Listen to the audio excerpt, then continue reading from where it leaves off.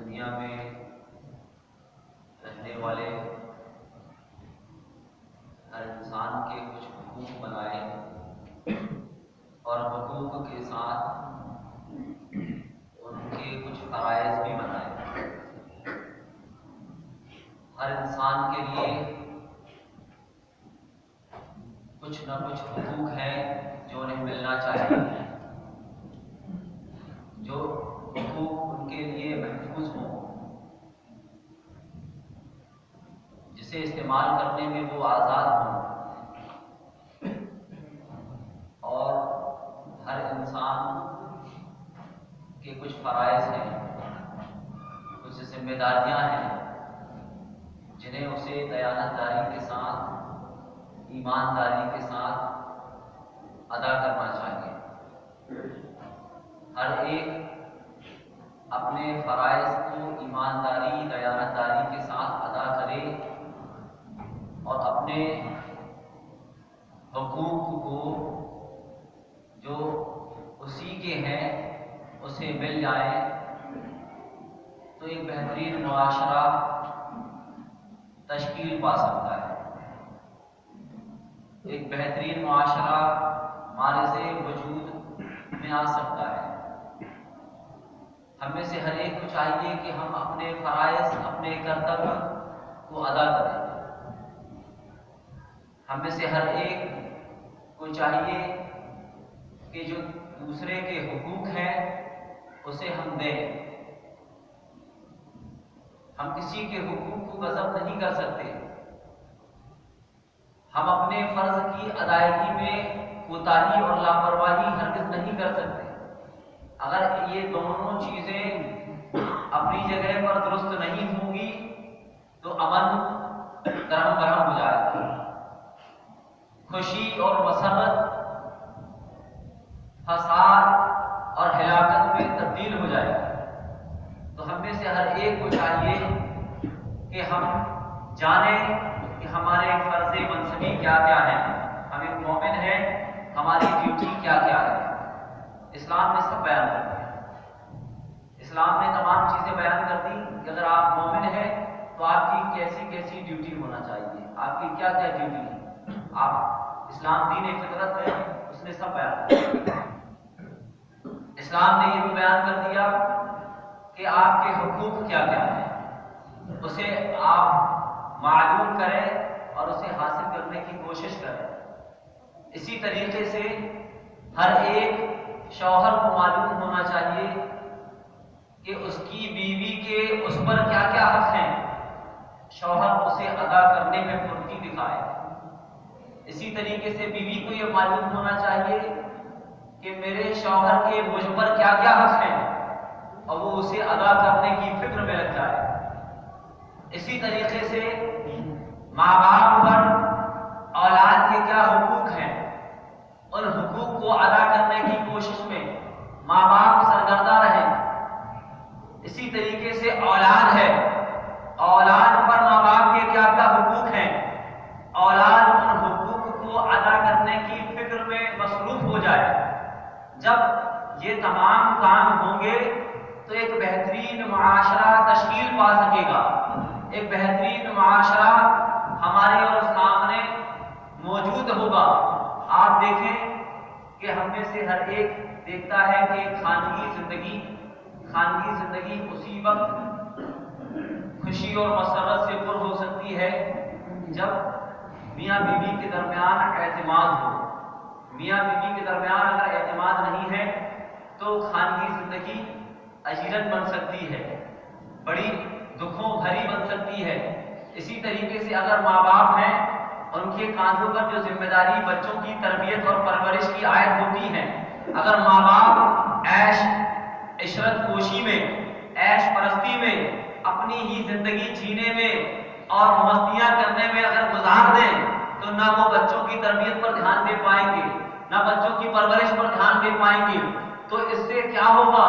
اس سے یہ ہوگا کہ ایک بہترین پرورش آپ اپنی اولاد کو نہیں دے پائیں گے۔ تو اس کی وجہ کون ہوا؟ اس کی وجہ خود ماں باپ ہوتے ہیں کہ ماں باپ کو صرف اپنا سمجھ میں آتا ہے، اپنا ہی عیش اور عشرت سمجھ میں آتا ہے، لیکن بچوں کو ہمیں کم وقت دینا ہے, کتنا وقت دینا ہے, انہیں کیا سکھانا ہے کیا نہیں سکھانا, ان تمام تر چیزوں پر ماں باپ کی نگاہ نہیں ہوتی, جس کی وجہ سے اولاد بے راہ روی کا شکار ہو جاتی ہے, اولاد تباہی کے دہانے میں جا پہنچتی ہے, اور ساتھ ہی ساتھ پھر ایسی ہی اولاد جب بڑی ہوتی ہے تو وہ ایسے ماں باپ کا ادب ملحوظ نہیں رہتا, ایسے ماں باپ کا ادب ملحوظ نہیں رہتا. عزیزان ملت اسلامیہ, تو پتہ یہ چلا کہ ہم میں سے ہر ایک کا فرض منصبی ہے وہ ہمیں ادا کرنا ہے, ہم میں سے ہر ایک کے حقوق ہیں جو ہمیں حاصل کرنے ہیں, اور جس کے حقوق ہیں انہیں دینا ہے. آپ دیکھ لیں دنیا میں کہیں بھی اگر کوئی فساد ہوتا ہے, کوئی فتنہ پھیلتا ہے, کوئی معرکہ آرائی ہوتی ہے, تو اس کی وجہ حقدار کو حق نہ ملنا ہے. جس کو بھی اگر اس کا حق اگر نہ دیا جائے تو اس کو خراب لگے گا, اس کو اچھا نہیں لگے گا. اگر مسجد کے صدر کو مسجد کے صدر کا بھاؤ نہ ملے اس کو خراب لگے گا. کیوں؟ کیونکہ وہ حقدار ہے, حقدار کو اگر اس کا حق نہیں دیا جائے تو اسے اچھا نہیں لگے گا. اگر کوئی سیکریٹری ہے اور کوئی عام آدمی سیکریٹریت چھانٹے گا تو اس کو اچھا نہیں لگے گا, سیکریٹری کو اچھا نہیں لگے گا. اسی طریقے سے اگر کوئی باپ ہے اور بیٹا باپ بننے لگے تو باپ کو اچھا نہیں لگے گا. سمجھ رہے آپ؟ اگر کوئی شوہر ہے اور بیوی شوہر بننے لگے تو شوہر کو اچھا نہیں لگے گا. تو جب اچھا نہیں لگے گا تو فتنہ برپا ہوگا, حالات اور ماحول میں فساد پیدا ہوگا. تو پتہ یہ چلا کہ صرف اور صرف امن و امان اسی صورت میں قائم رہ سکتا ہے جب ہم ہر حقدار کو اس کا حق دیں. ایک پڑوسی دوسرے پڑوسی کے حق کو دے گا تو اچھا پڑوس کہلاتا ہے. ایک پڑوسی دوسرے پڑوسی کا خیال رکھے گا تو یہ ایک بہترین محلہ تشکیل پائے گا, ایک بہترین سماج ہمارے درمیان پیدا ہوگا. عزیزان ملت اسلامیہ, پتہ یہ چلتا ہے کہ آج ہم جتنے بھی پریشان ہیں ان تمام پریشانیوں کو اگر ہم دیکھیں تو سمجھ میں آتا ہے کہ اس کی وجہ صرف اور صرف دو ہے. ایک وجہ یہ ہے کہ ہم نے اپنا کرتویہ نبھانا چھوڑ دیا, اپنا فرض ادا کرنا چھوڑ دیا, اور دوسری وجہ یہ ہے کہ ہم نے اپنے سامنے اپنے مد مقابل کے حقوق کو پاؤں تلے رونق دیا. اپنے مقابل کو ہم نے اس کے حق نہیں دیے, اس لیے لڑائیاں ہوتی ہیں, اس لیے برائیاں ہوتی ہیں, اسی لیے غیبتیں ہوتی ہیں, اسی لیے چغلیاں ہوتی ہیں. یہ تمام چیزوں سے اگر آپ کو بچنا ہے تو آپ اپنے فرض کو ادا کریں. عزیزان ملت اسلامیہ, اللہ تبارک و تعالیٰ ہم سبوں کو اپنے فرائض ادا کرنے کی توفیق عطا فرمائے, اور اپنے سامنے اپنے مقابل کے جو حقوق ہیں اسے ان تمام حقوق کو دینے کی توفیق عطا فرمائے. عزیزان ملت اسلامیہ, اللہ تبارک و تعالیٰ قرآن مقدس میں ارشاد فرماتا ہے کہ یا ایھا الذین آمنوا اتقوا اللہ حق تقاتہ ولا تموتن الا وانتم مسلمون. اے ایمان والو, اللہ سے ڈرو. اس طرح کا مضمون قرآن شریف میں کئی جگہ آیا ہے, اے ایمان والو اللہ سے ڈرو. جیسے اس آیہ مبارکہ میں آیا کہ اے ایمان والو اللہ سے ڈرو جیسا کہ اس سے ڈرنے کا حق ہے. ولا تموتن الا وانتم مسلمون, اور تم نہیں مرنا مگر حالت اسلام میں, یعنی تم جب بھی مرنا تو اسلام کی حالت میں مرنا. تو یا ایھا الذین آمنوا اتقوا اللہ, اے ایمان والو اللہ سے ڈرو. ایسا ہی ایک مضمون ایک دوسری جگہ میں آیا کہ یا ایھا الذین آمنوا اتقوا اللہ ولتنظر نفس ما قدمت لغد. اے ایمان والو اللہ سے ڈرو, اور تم میں سے ہر ایک کو دیکھنا چاہیے. ولتنظر نفس ما قدمت لغد, تم میں سے ہر ایک کو غور کرنا چاہیے کہ اس کے نفس نے, اس کے نفس امارہ نے آگے کل کے لیے کیا بھیجا.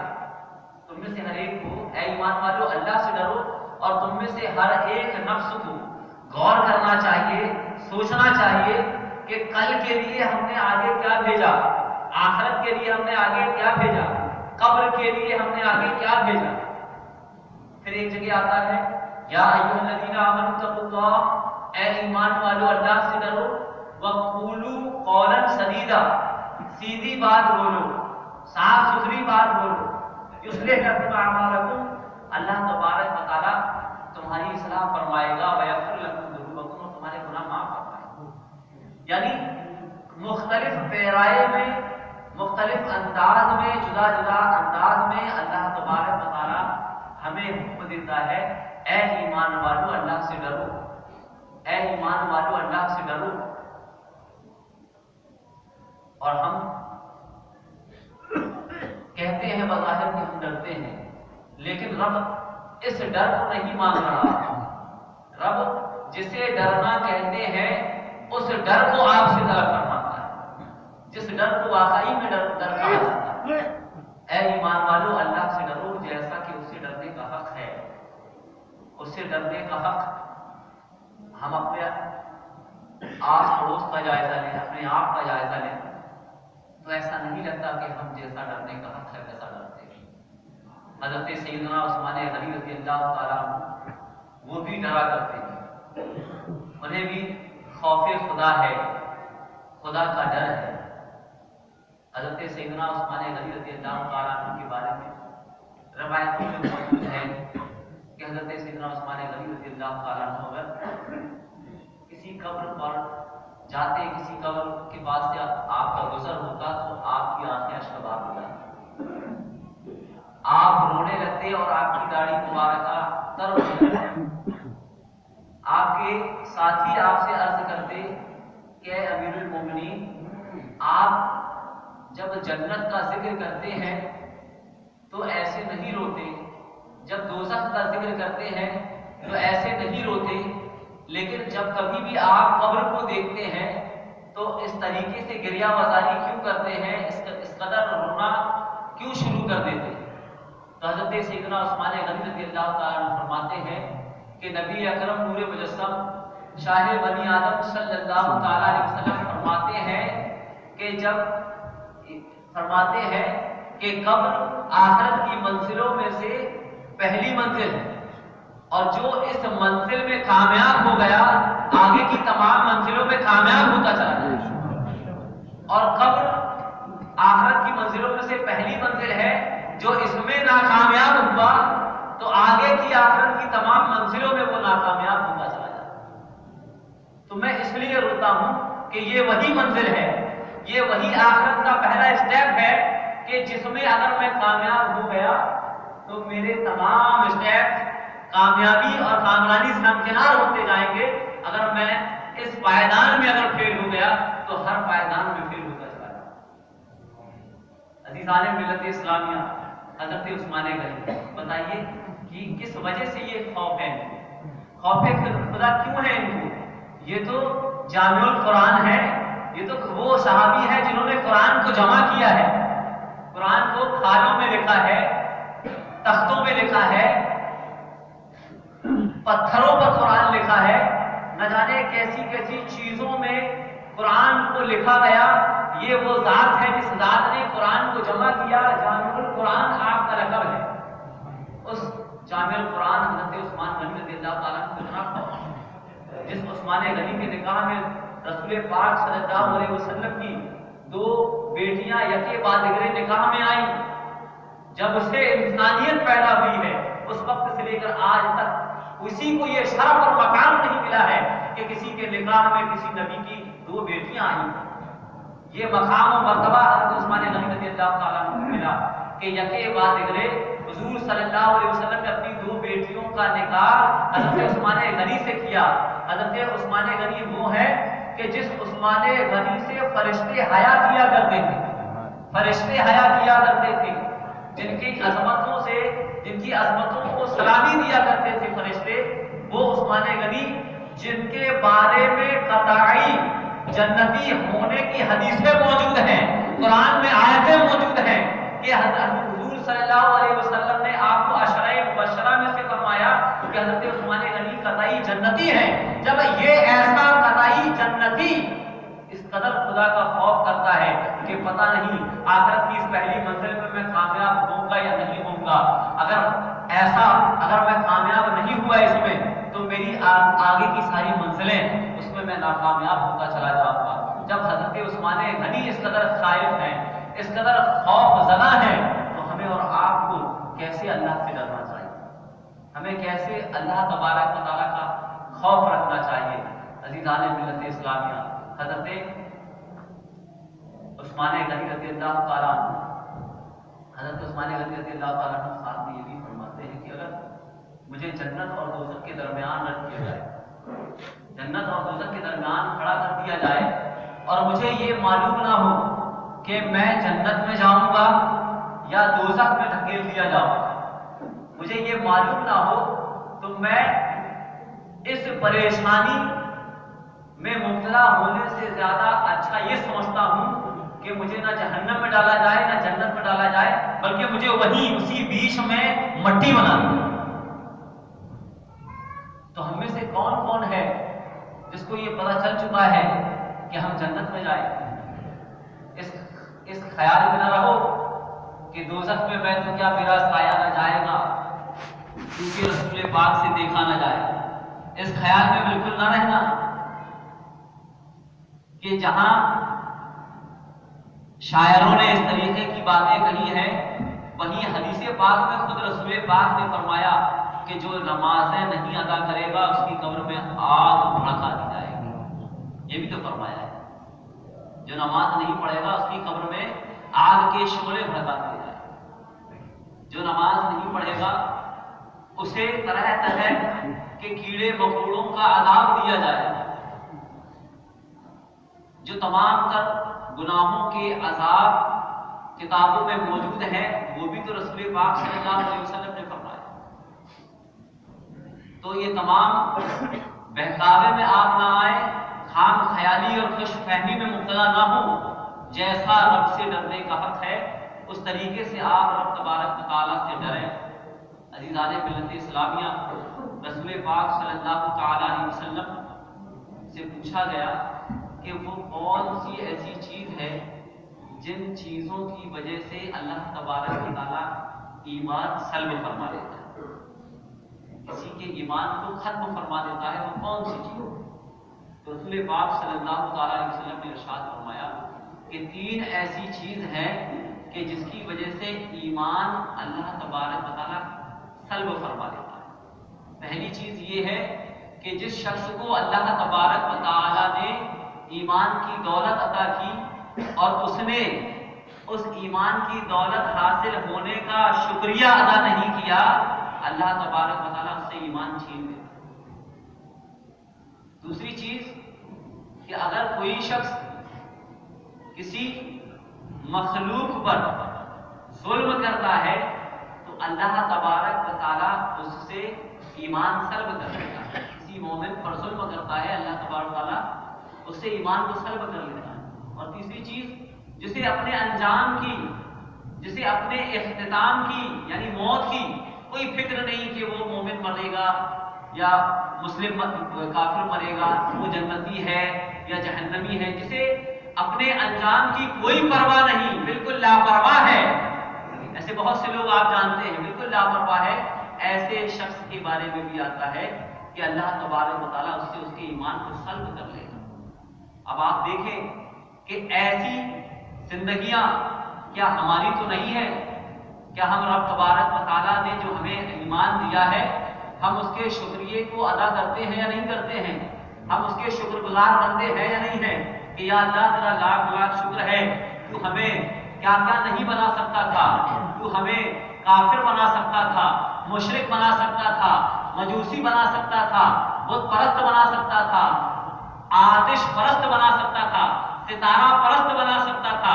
اے پاک پروردگار، تیرا لاکھاں لاکھ کروڑا کروڑ احسان ہے کہ تو نے ہمیں ایمان کا شرف عطا فرمایا، ایمان کی دولت عطا فرمائی۔ اس طریقے سے جب ہم ایمان کے شکریہ کو ادا کریں گے تو رب تبارک و تعالیٰ کی رحمت جوش میں آئے گی اور رب تبارک و تعالیٰ کی طرف سے یہ ندا آئے گی کہ یہ وہ بندہ ہے جو میرے دیے ہوئے تحفے ایمان کا شکر گزار ہے، یقیناً میں اسے اس کے شکریہ کا بدلہ عطا کروں گا۔ یہ اس طریقے سے ہماری زندگی ہونا چاہیے۔ ہمارا کسی مومن کو یہ مناسب نہیں کہ وہ کسی دوسرے مومن پر ظلم کرے. ہر بڑے کو چاہیے کہ وہ اپنے چھوٹے کے لیے اپنے دل میں محبت رکھے، اس پر رحم کرے، اس پر شفقت بھرا ہاتھ رکھے. اسی طریقے سے ہر چھوٹوں کو چاہیے کہ وہ اپنے بڑوں کا ادب ملحوظ رکھے، ان کی عزت اور تعظیم و توقیر بجا لائے. یہ تمام چیزیں وہ ہیں جو ہمیں اس طرف اشارہ کرتی ہیں کہ ہمارے کچھ فرض منصبی ہیں، ہماری کچھ ڈیوٹیاں ہیں. ہم ان تمام فرائض کو ادا کرنے میں کوتاہی اور کمی سے ہرگز کام نہ لیں. اللہ تبارک و تعالیٰ نے اگر نماز فرض کی ہے تو آپ نماز ادا کریں، ہر حال میں نماز ادا کریں. کہیں بھی ہوں، سفر میں ہوں، حضر میں ہوں، گھر میں ہوں، مکان میں، دکان میں، کہیں بھی ہوں، آپ نماز ادا کریں. آپ ہر حال میں اپنی نظروں کو نیچی رکھیں. آپ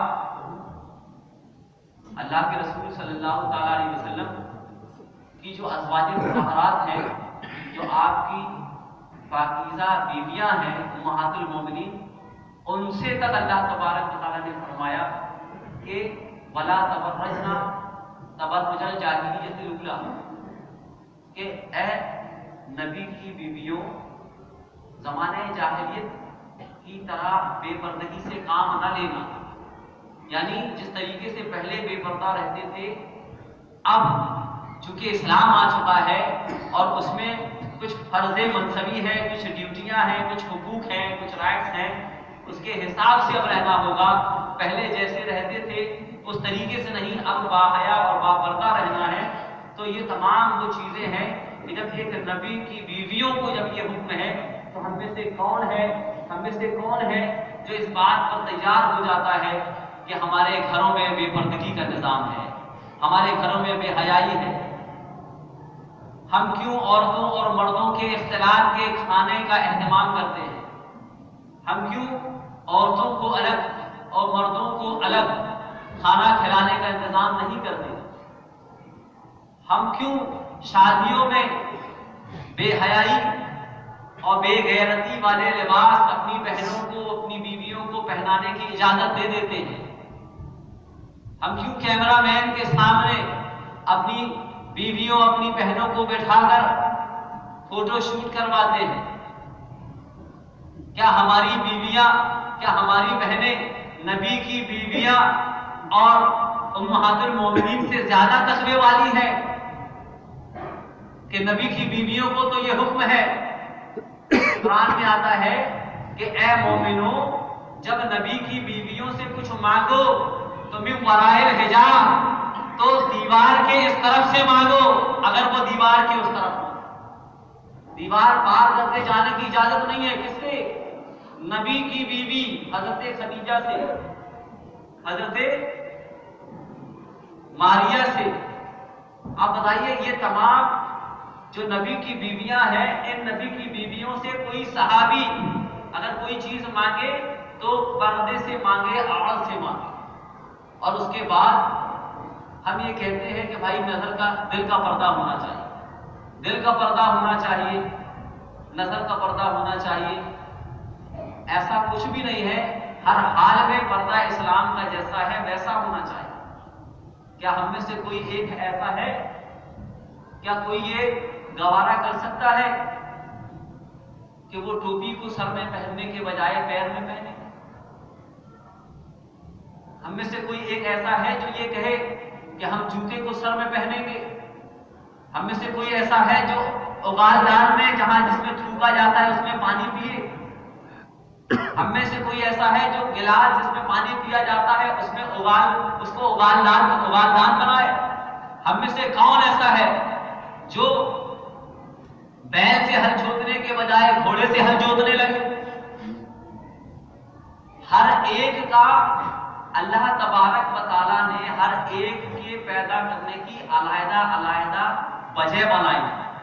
ہر ایک کے علیحدہ کرتویہ ہیں، ہر ایک کا علیحدہ ایک منصب ہے، ہر ایک کا علیحدہ حق ہے. اللہ نے عورتوں کو پیدا کیا تو عورتوں کے مزاج کو بھی پیدا کیا. اللہ نے مردوں کو پیدا کیا تو مردوں کے مزاج کو بھی پیدا کیا. مردوں کا مزاج یہی ہے کہ وہ डंड बैठक लगाते हैं। मर्दों का मिजाज ये है कि वो कुश्तियां लड़ते हैं। मर्दों का मिजाज ये है कि वो तलवार नहीं सीखते हैं। मर्दों का मिजाज ये है कि वो घुड़सवारी करते हैं। मर्दों का मिजाज ये है कि वो चाहे जब सैर सपाटा करते हैं। मर्दों का मिजाज ये है कि वो बचपन ही से खेलते कूदते हैं। और औरतों का मिजाज ये है, बच्चियों का मिजाज ये है, बच्चियों को भी रब ने पैदा किया, बच्चियों के मिजाज को भी रब ने पैदा किया। बच्चियों का मिजाज क्या है? बचपन से मिजाज उनका ये है कि वो ऐसा खेल खेलती हैं जिसमें बैठा रहना हो, जिसे बैठे बैठे खेल लिया जाए। बच्चियों का मिजाज ऐसा है कि बचपन ही से अल्लाह ने उनके मिजाज को ऐसा बनाया कि वो गुड़ियों से ही खेला करती हैं। बचपन ही से अल्लाह तबारक व तआला ने बच्चियों का मिजाज ऐसा बनाया है कि वो छोटी छोटी रोटियां बनाती हैं और तवे में डाल के उसे बनाकर अपने भाइयों को देती हैं, अपनी माँ को दिखाती हैं, अपनी वालिदा को दिखाती हैं। गर्ज ये है कि मर्द को रब ने पैदा किया, मर्द के मिजाज को रब ने पैदा किया। औरत को रब ने पैदा किया, औरत के मिजाज को रब ने पैदा किया। तो अब कोई ये कहे कि मर्द घर में बैठकर उम्रे खानादारी का अंजाम दे और औरत बाहर निकलकर घर की जरूरतों के लिए पैसा इकट्ठा करके लाए, तो अजीजाने मिल्लत इस्लामिया, ये ऐसा ही है। ऐसा कहने वाले को दुनिया पागल कहेगी, ऐसा कहने वाले को दुनिया दीवाना कहेगी। जो ऐसा कहेगा वो इस बात को सही साबित कर देगा कि टोपी को सर में नहीं बल्कि पैर में पहनना चाहिए और जूते को सर में नहीं बल्कि पैर में पहनना चाहिए। अजीजाने मिल्लत इस्लामिया, तो औरतों को अल्लाह तबारक व तआला ने पैदा किया, उसका मिजाज भी अल्लाह तबारक व तआला ने पैदा किया, हमने नहीं पैदा किया, वो मिजाज अल्लाह ने पैदा किया। देखिए, औरतों को अल्लाह तबारक व तआला ने हैज़ व निफास दिया, मर्दों को हैज़ व निफास से नजात दी। औरतों का काम है कि 2 साल बच्चे को दूध पिलाए, मर्दों का ऐसा कोई काम नहीं है। औरतों को अल्लाह तबारक व तआला ने ये दिया कि वो 9 महीना अपने पेट में, अपने शिकम में बच्चे को परवान चढ़ाए, अपने खूने जिगर से बच्चे को सींचे। ये काम औरतों को दिया और वो औरतों को दिया, आदमियों को नहीं दिया। ये तमाम काम इस बात की तरफ इशारा करते हैं कि रब की मंशा, रब की मशीयत ये है कि औरत घर की 4 दीवारी में रहे और मर्द बाहर जाकर उसके उसके ख्याल रखने की चीजों को लाकर उसे दे। ये मर्दों का काम। तो अल्लाह तबारक व तआला ने हमारे ज़िम्मे कुछ ड्यूटी की आयद की है, हमारे कुछ फ़राइज़ हैं, हमारी कुछ ड्यूटियां हैं। अगर हम उन फ़राइज़ को अदा नहीं करेंगे, अगर हम उसमें ज़रा सी भी कोताही करेंगे तो हमें सुकून मैसर नहीं आ सकता, हमें खुशी हासिल नहीं हो सकती। तो हम अपने फ़र्ज़ को अदा करें और मालूम करें उलमा व मशाइख से, मुफ्तियान किराम से कि हमारे क्या फ़र्ज़ हैं। उन फ़र्ज़ों को मालूम करके उसको अदा करने की फिक्र करें और साथ ही साथ ये मालूम करें कि औलाद के तई मेरे क्या हुकूक हैं, मैं अपनी औलाद के हक अपनी औलाद को दे रहा हूँ कि नहीं दे रहा हूँ, तो ये भी आप मालूम करें और उस हक को दे दें। क्योंकि जब ये दोनों चीज़ें होंगी तो यकीनन एक कामयाब